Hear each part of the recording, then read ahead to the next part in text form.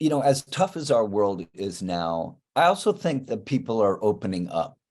People are opening up about addiction issues, the fact that you can talk about it. My brother, had went through AA. We can talk about it. So not only do I feel like it's important to talk about, I think it's time to talk about it. Right on first. So where were you born and raised? I was born in New York City, 1975, and I was raised in Riverside, Connecticut. My dad worked in the city and commuted. Wow, is that fairly close? I'm recently moved to Nashville, and I'm just so bad. I'm originally from San Diego, so California is like San Francisco to San Diego is like 10 hours, and it's the same state. You know what I mean? Like, and then the East Coast is so compact. So you lived in he would go into New York City to work. Yeah, so we're pretty close. Riverside is a part of a town of Greenwich, and Stamford is right nearby. And I actually moved back with my wife and two kids, and we live in Old Greenwich. Oh, wow. That's amazing. Yeah. Yeah. So what was it like growing up there then in Riverside? Growing up was pretty cool. My mom is Swedish, and just from a music side, she would play guitar a lot, guitar and piano. And I guess when she came into New York in the early 60s, she took a boat over from Stockholm. Wow. And my dad and she had met at The Hague in Holland. But when they got married, then my mom came over. And so my mom is a very, creative person. And so she would sing Swedish folk songs. And there really was a lot of music in my house. And I'm kind of the youngest by a lot. My next brother's 7 years older. Next brother's 10 years older. And then my sister's 12 years older. So, but one of the really cool parts about that is they all loved music. And so from their different bedrooms, often I would just sort of be playing in the hallway with blocks or whatever from being a very little kid, and then just remembering the music that they were playing. And I think it came in subconsciously. And one brother was, a lot of Pink Floyd. Another brother, got into funk and Creedence, and my sister loved Joni Mitchell. And then my mom, as I mentioned, we'd have a guitar and I'd watch her play. And then my dad was strictly classical music. Oh, interesting. Yeah. So it was cool to be in a family with so much music. And I think that really left a huge impression on me. Mm-hmm. Were you the only one that pursued it aside from, it sounds like your mom played quite a bit. Yeah, my brother was in a band, and yeah, I always looked up to him. He's a really good bass player. And so he was there was a scene in Portchester, New York, which is the next town over. You may have heard of the Capitol Theater. That is where the Capitol Theater is. Okay. And so I'd follow my brother around when I was pretty young to band practices. And I thought it was cool. I thought the bands were cool. I liked the gear, the dudes. And one before the Capitol Theater was sort of bought in the last, I don't know what it is, 10 or 15 years and fixed up, it was still a little run down. And my brother's band opened up for the Wailers there. Wow. And I saw that performance pretty young, maybe 14 or 15.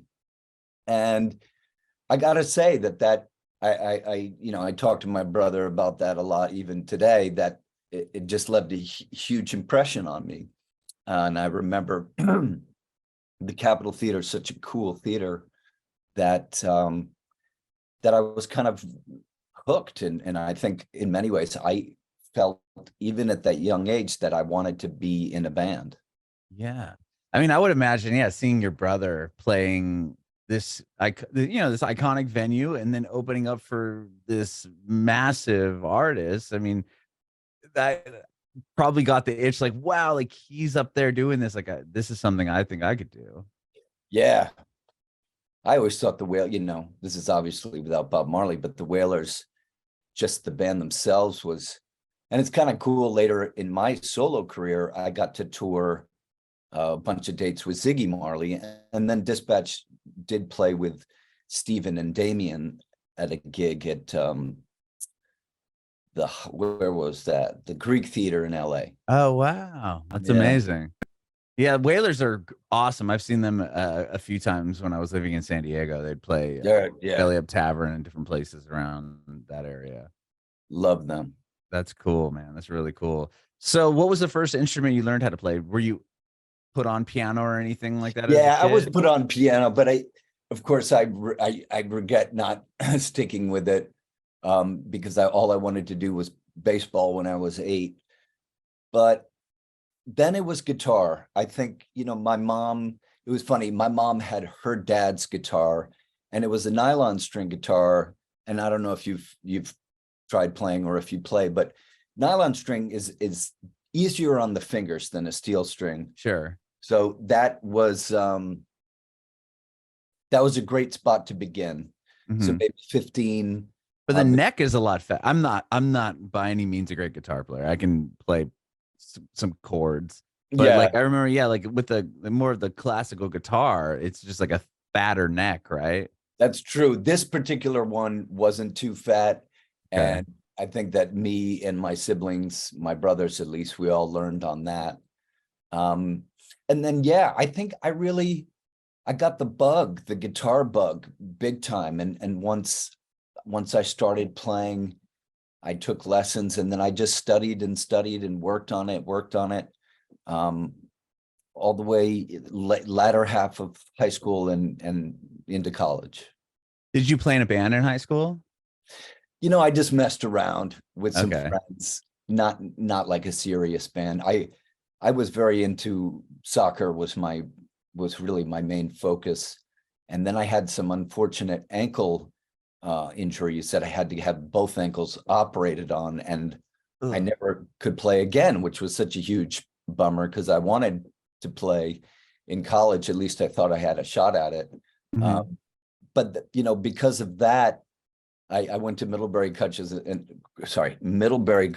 and arrived on crutches, and I spent a lot of that year on crutches, but really it offered me time to sit down with the guitar.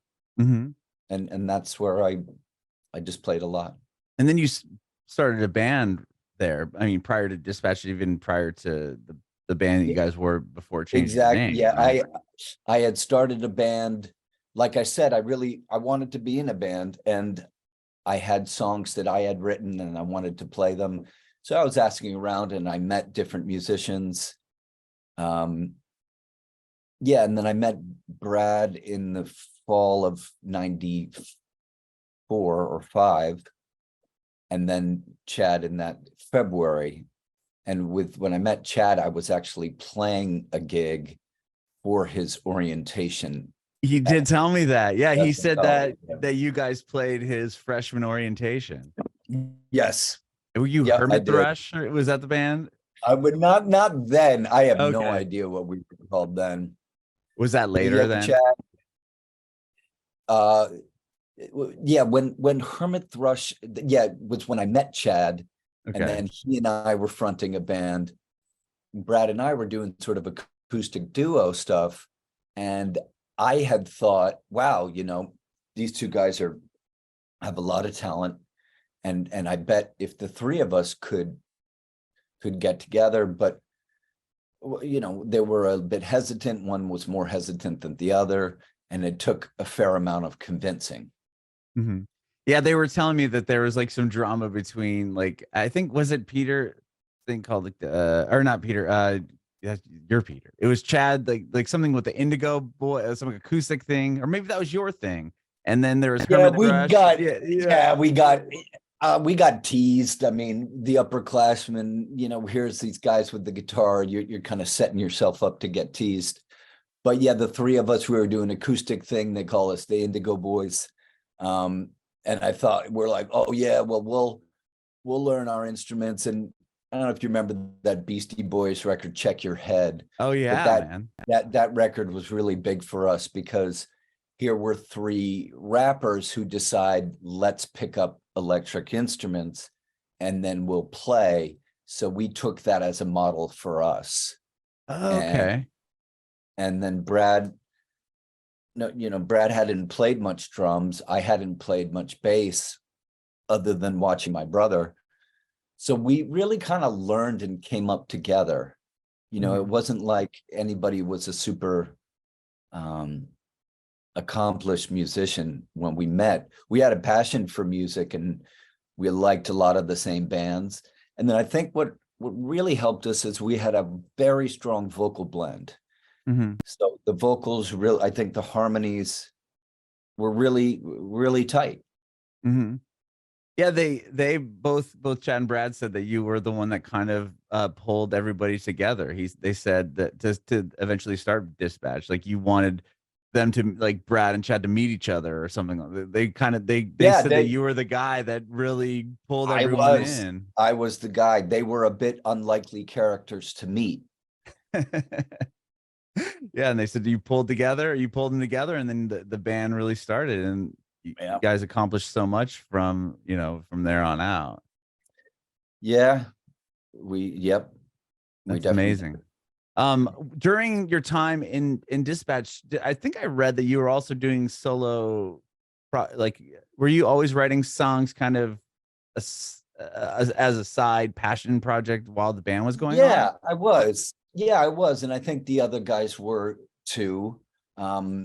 So really, if we started working and writing together in 95, so there were those 5 years. And, we put a lot of time in.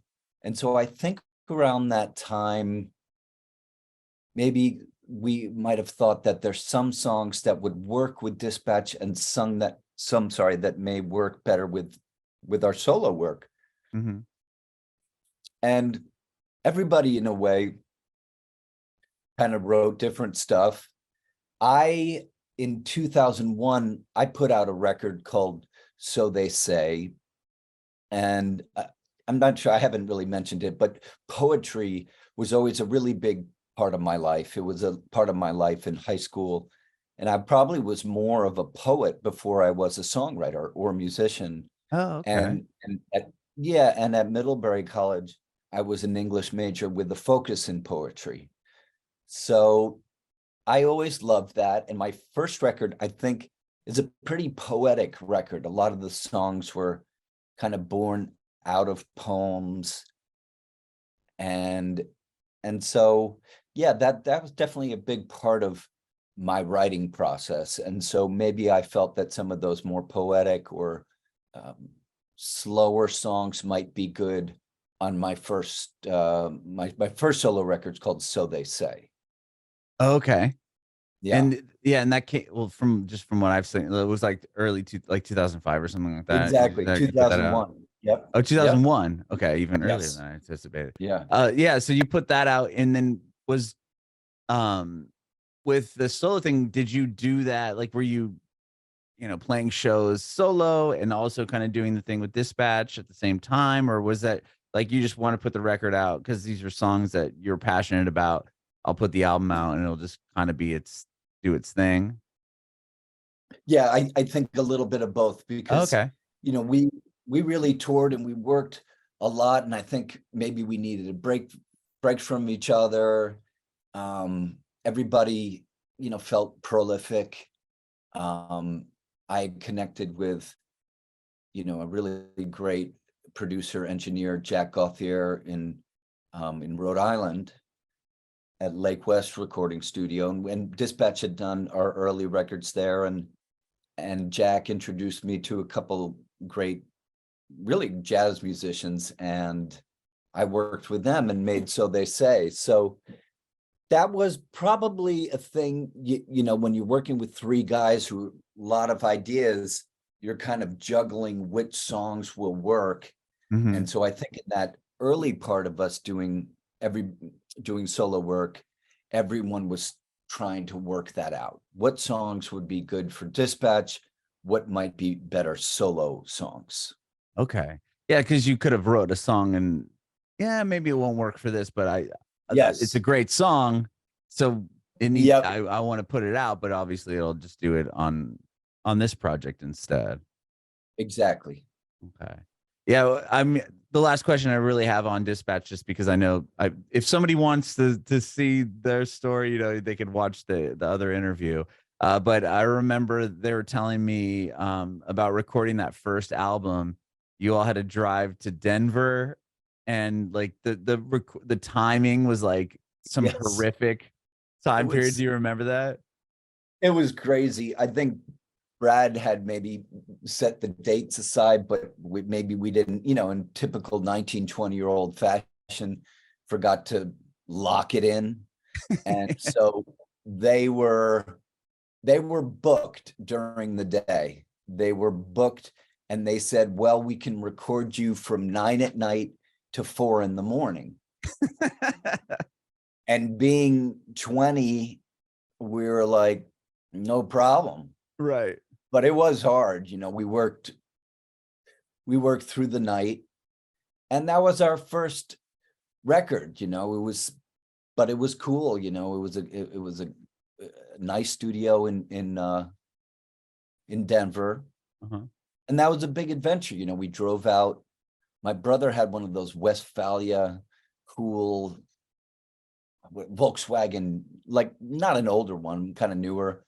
And we drove out from Connecticut to Denver, and you know, we certainly took on adventure. We you know, we were out there, and then we're recording our very first CD in the middle of the night.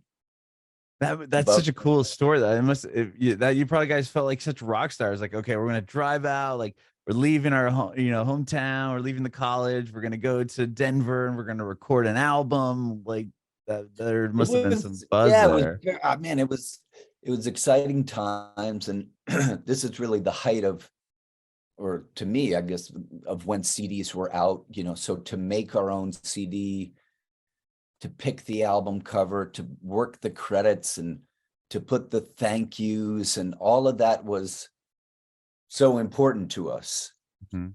that and it's almost kind of a lost art now, of course, because we're not printing CDs, but then they meant the world to us. So I Mhm. think we were really so proud of Yes, that see your work. name on the CD, and yeah, Yeah, I don't know there's if something they about it mentioned to you. now. So we were called One Fell Swoop at the Mhm. time. And that was the name before Dispatch. Um, but yeah, it was all about the songs and making music and putting it together. And I think the three of us were aligned on working hard and trying to present something we were proud of. Did you record that first album as One Fell Swoop? Was that and did you Yes. change the name later? Oh, I didn't realize that. That and the Bang Bang album were recorded as One Fell Swoop.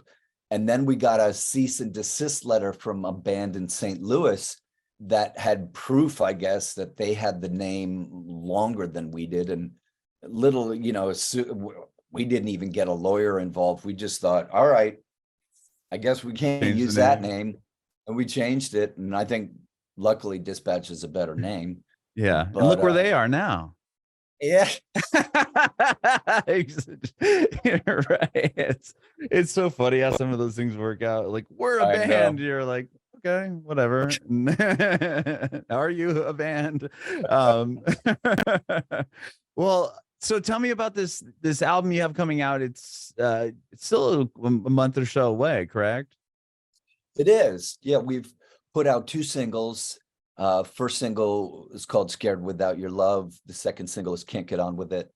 The name of the record is Pattern Sky. But it's a And then, bit different than what you've done prior, right? yeah, it is definitely different. I guess I would start out by saying, being in studios my whole life, I always was so fascinated by the gear, the process of recording, but frankly, I was intimidated about how one could learn how to do it. And I did some some other solo records. One I did with a guy named Jeff Trott, who co-wrote a lot of Sheryl Crow's biggest hits. Oh, And wow. I went, yeah, it was really cool, man. Like, let's see, Every Day is a Winding Road, Soak Up the Sun, If It Makes You Happy. So he's a really accomplished Yeah, all songwriter. of them, And probably the most, the songs people know the maybe most if they think of Sheryl Crow. yeah, maybe the catchiest ones. And so I was super psyched. And my wife and I went out to LA and he was in Manhattan Beach, and we rented an apartment in Hermosa Beach. And my brother was in Venice, so it was super cool. Like, we went surfing. Of course, I just crashed in the sand. Surfing is That was me, man. I grew up in San Diego. I mean, I'm like, I wish, but I'll just watch. But it was super cool. And what I loved is Jeff had a studio in his house, and he just was not only a great musician, but he was engineering the project, which I thought was cool. Okay, so you have a songwriter, he's an excellent guitar player. And then he was able to bring in musicians who I really admire. A couple of musicians work a lot with Beck. Let's see who else. Yeah, and then just an amazing drum. Some really top flight musicians, and I was really excited to work with them. Part of my love of being a musician is working with very talented masters, because I feel like I learned so much. Mhm.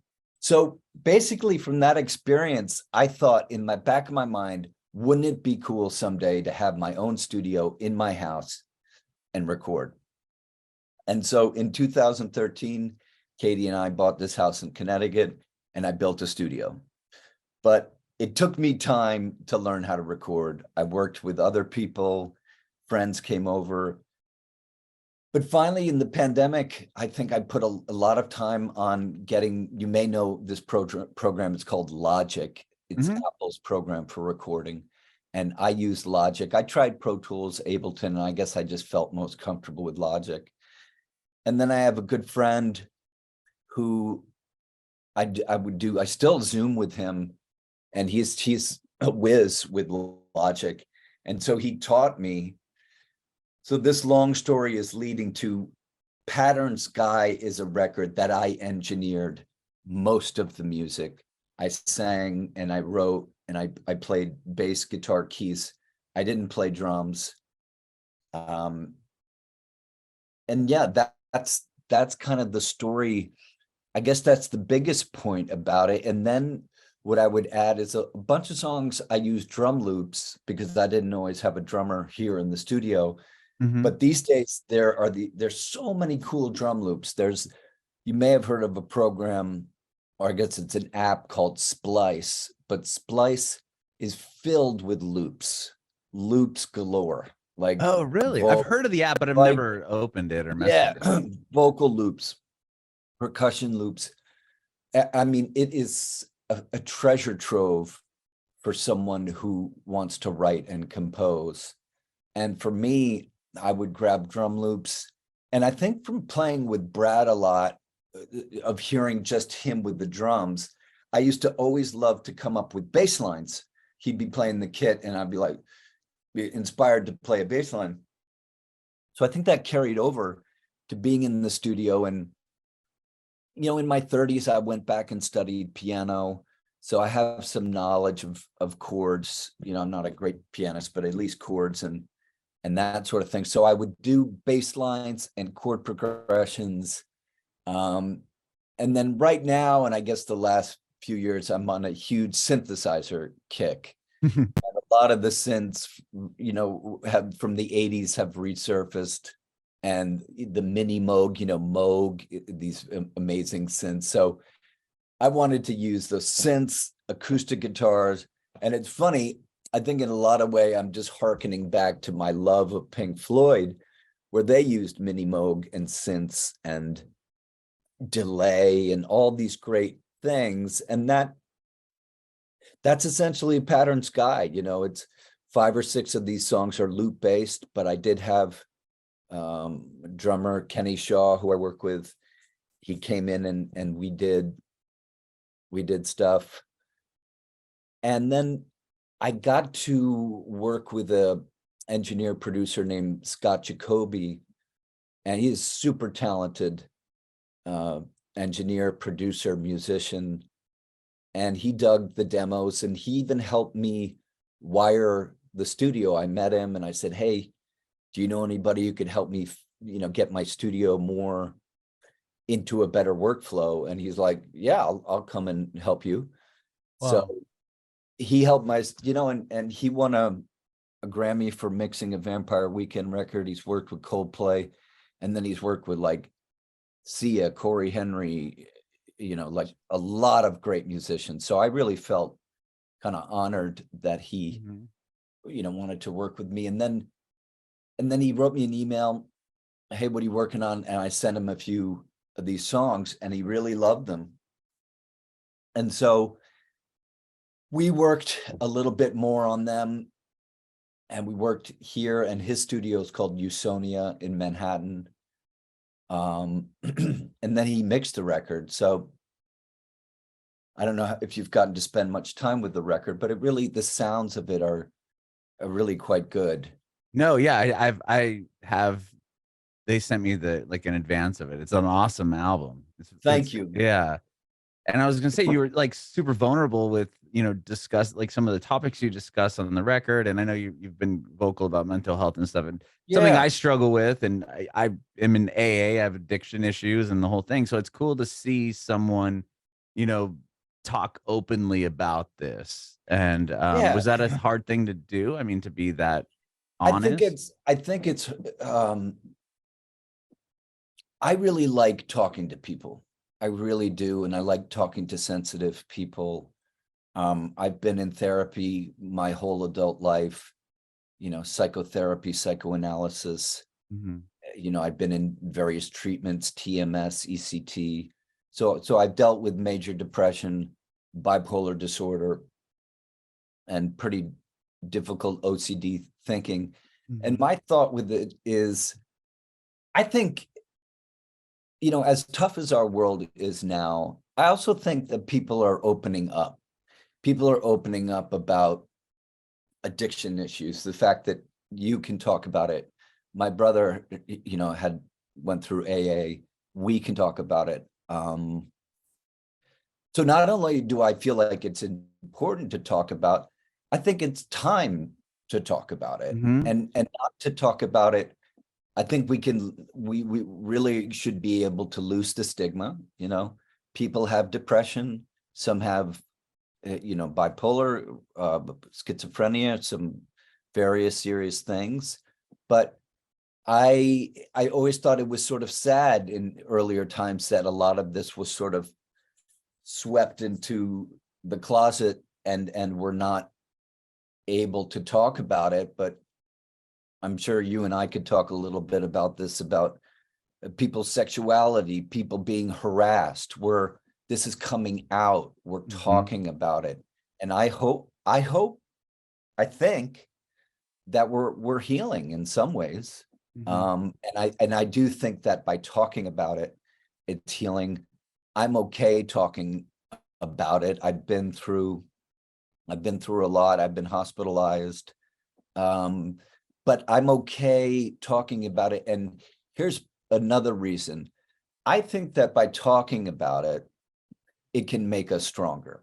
I think it's made me stronger. And that record, Pattern Sky, I could not have written without those experiences. So I sort of led by telling you about learning the recording process, but emotionally, intellectually, I guess, by going through what I was going through, I felt like I could have this be a cathartic process and tell people.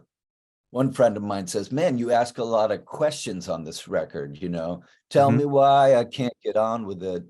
Why am I so broken? And I think we're all more alike than we give ourselves credit for. I also think we've seen in years about you're this way, you're that way. I don't like, and polarized too, but I think in a way we can see through that fog and begin to see, I think we're a lot alike. Right. Right. I think we are like, okay, the media, it gets super hyped, and yes, there are crazy, sad things that are going on in our country and in the world, but I don't think by pointing out how polarized we are that we're going to get anywhere. Mhm. I actually think that through conversation in a real, honest way, that we can make real steps, for healing. And then I guess what I'm trying to say is that even through healing, this can be transformative. And that's what I'm trying to, that's what I feel like Pattern Sky is taking that energy and trying to bring it out in a positive light. Mhm. And I love that, and I 100% agree. It's like knowing someone else is going through something or has been through something that you're also feeling or going through. There's that sense of like you're not as alone, right? And not as isolated. It's like I feel like that's why like 12-step programs work. It's because you're surrounded by other people and you have this community of people that are all like-minded in the sense that you can speak with them and say something or share something that they also might be going through or able to help you in a way that they, and they know how what your brain is going through at that moment. You know what I mean? And there's something special about that. I think there is. You don't feel alone. I think when people sadly, people acting out in violence feel extremely isolated. Mhm. So yeah, and I'm sort of using the phrase mental forgiveness rather than mental illness. I love that. I've never heard anyone say that. That's beautiful. Thanks. And I don't know, man. I met people in the hospital and I see that we're sort of just brought to square one and just people talking about difficult things about our minds not operating or well. And I think that kind of honesty sort of grounds me. And then as I mentioned, it brings ideas that I think I can be creative with. Mhm. So in a way, it's like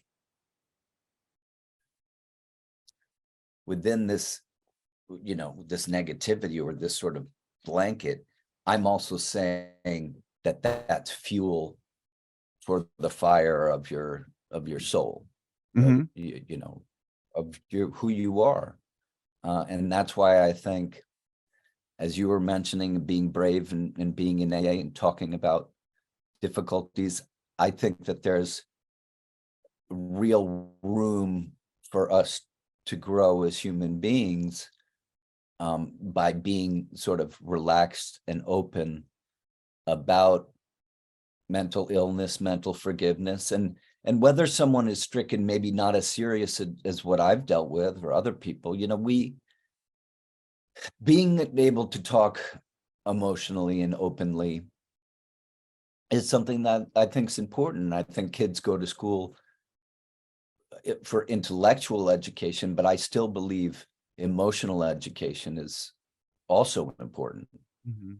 You And I know, feel like and I 100% agree with everything you just said, and I think there's something like I've said, and I've shared before that I'm, is I'm glad that my brain was formed the way it is, and I am the way I am because it definitely gave me, it took me 38 years, 37 years to figure it out, but at least now I'm able to kind of look more into myself and kind of figure out more of who I am. And like in like you talk about in the album and you talk about just having that introspective, which I don't think a lot of society will do. If you like, it almost like forced me into going, okay, let me look at my character defects. Let me look at these issues in my life and things that I've done that I would have never, I don't know if I would have done if I wasn't doing what I'm doing currently. I think you're right.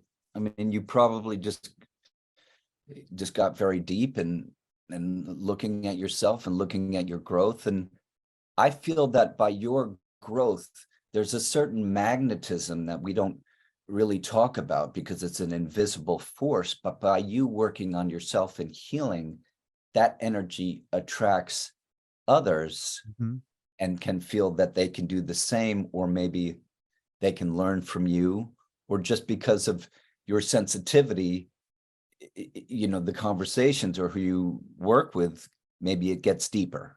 Right. 100%. Yeah. And do you feel like you had any, like, putting out the well, the album isn't out yet, but like putting it down and writing these songs and, and expressing yourself in this way, was that even more therapeutic at all, or was it you were finally at the point where you knew that it was easy and you knew you could do it? I guess easy isn't the word, but it's time to do it. Yeah, I really wanted to do it, and finishing it, I can't, you know, I just feel proud.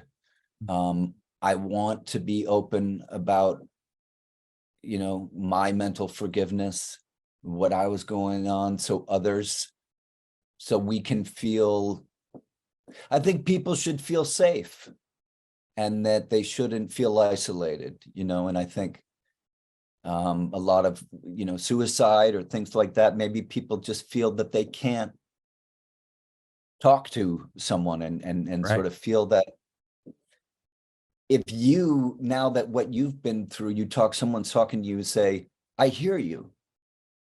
I hear you. I hear you. And by you saying that, you're gonna, that person is gonna all of a sudden, like, Right. I'm being heard. People want to be heard.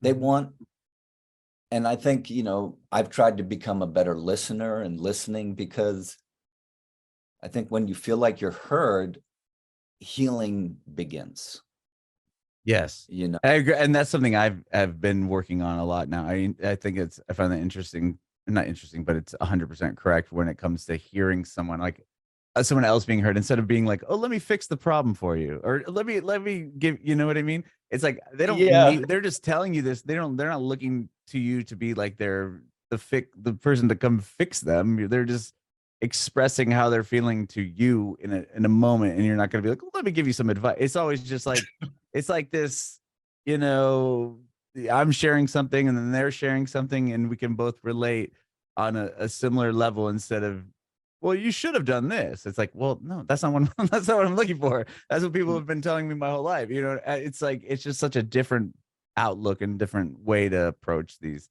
issues. I think it's awesome what you're doing in yeah, and all that. Well, thanks, man. Yeah, I appreciate speaking with you. You know, I think whether it's a kid or an adult, people love to be heard. Mhm. And so that's sort of step number one. And I think this record, if I can explain Pattern Sky, the why I titled that, Pattern Sky to me is sort of like my own sky, my fingerprint, or I also say my soul print, like from my soul. And I think that every human being has that. And I think that every human being has this specialness. But I do think that we get a herd mentality, or maybe,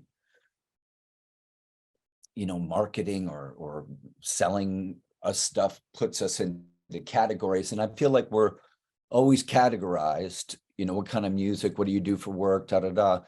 But I do think that that Pattern Sky, or your fingerprint, my fingerprint, is super important in the sense of how I communicate and how I express myself.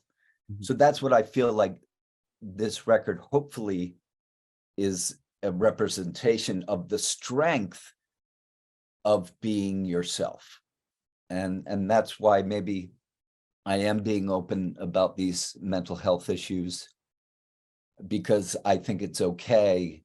And I think that being open has helped me make one of the record that I feel very, very proud of. Well, I think the album again is incredible, and it's coming out May 12th, I believe is what I read. Yeah, I think May 12th, there'll be a next single will be, it's called Brighter Days in like a week. Oh, cool. That one and Mind Over Mind. I really like that song as well. I think that's a cool. Thank you. Yeah. Are you doing any shows? Are you going to tour it or anything? Or is it just kind of like a thing you want to do? You know, I'm doing sort of like scattered shows, but in the Northeast, it's, there's a very cool, outdoor amphitheater in Westport, Connecticut. I'm going to play. I'm going to do a show in Asbury Park in Jersey. So it's fun. Like, oh, I'm doing a brewery called Knockabout Brewery. It's cool to sort of link together shows where you feel like people dig your sound, you know, so it's not, for me, it isn't just a straight tour through the Midwest. I think that, and it was interesting, I think it was true of Dispatch as well, was sort of playing gigs where we knew we could have an audience. Yeah. And as we did that, the audience grew. And I feel like similarly with me, you know, I did play City Winery in New York, City Winery Philly in Boston, and that's a super cool venue. Those guys have. Yeah, there's a cool one in Nashville too. Yeah, is that cool? Yeah. Yeah.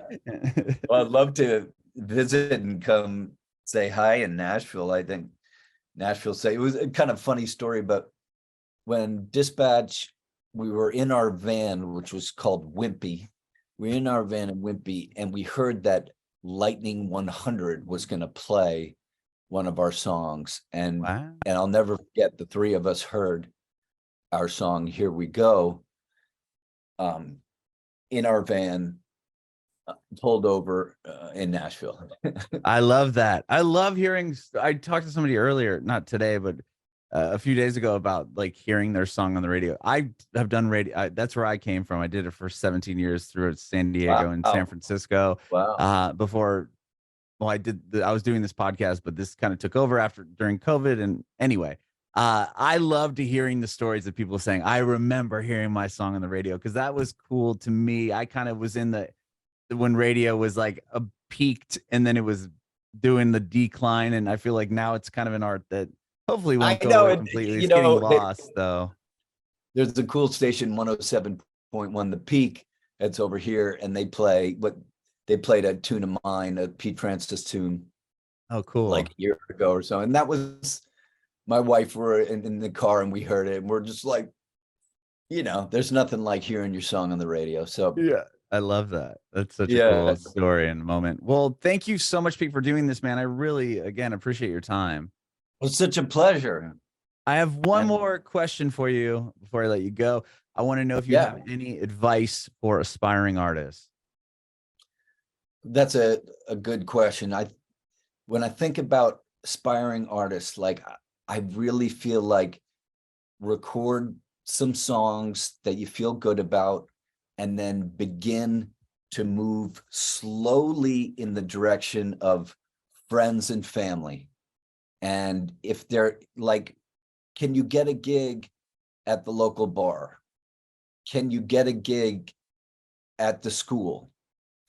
I feel that you want to really feel the identity yourself, rather than who will like me. You know, you want to love your thing, your sound, and then make up a little, you know, make up flyers or get your Instagram, you know, happening. I really think it's about building something you love, a kernel of goodness that you love.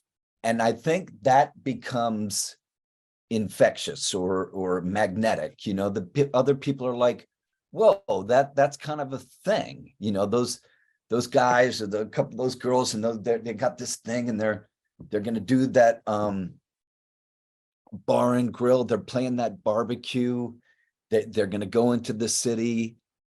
So I think, you know, with Dispatch and my work, when you feel like people want to go on that ride with you, that it becomes super special, as opposed to, you know, needing. I just found, like, when you dive into needing an agent, needing a manager, playing for showcase, playing for contest. I'm not knocking any of that, but I'm saying what I think is more what you're going to feel the glow from, your inner glow, is by building that thing where, holy shit, my brother is driving us to the gig and he's helping us set up our little PA. And then so-and-so is going to bring some t-shirts that we pressed in the town next over. Like that to me, like, I know I can say, oh, I played Madison Square Garden. And of course, like, yeah, that is It sold it out 5 times. like, Who cares? that was pretty like, of course, the coolest thing ever. But just to give a little background of when it began with us, or when I've been doing stuff with my wife, Katie, and she's an artist and she's doing, I mean, you know how you work with your wife, how cool it is when you work with someone you love, you're putting together something you're proud of. I think that's where it's all about for new artists, like build something beautiful and then one win at a time. One little, okay, so if it's going to be that show at the beach, it's going to be awesome. It's going to be great. And we're going to give it our all. I think the reason why I say that is because it'll mean something in the moment. And in the moment, it's really so important because we never know, obviously, where we're going to go or you know, what's going to happen with the music. And I think there's a lot of pride that you can feel. And then there's nothing like togetherness, collaboration, even on a smallest level, because and being an artist, being a musician, to me, it's one of the great opportunities that we have, or what you do, involved with music, involved with radio. You know, it's just it's such a beautiful quest to be on, you know. Love it. So that'd be my 3 cents. Bringin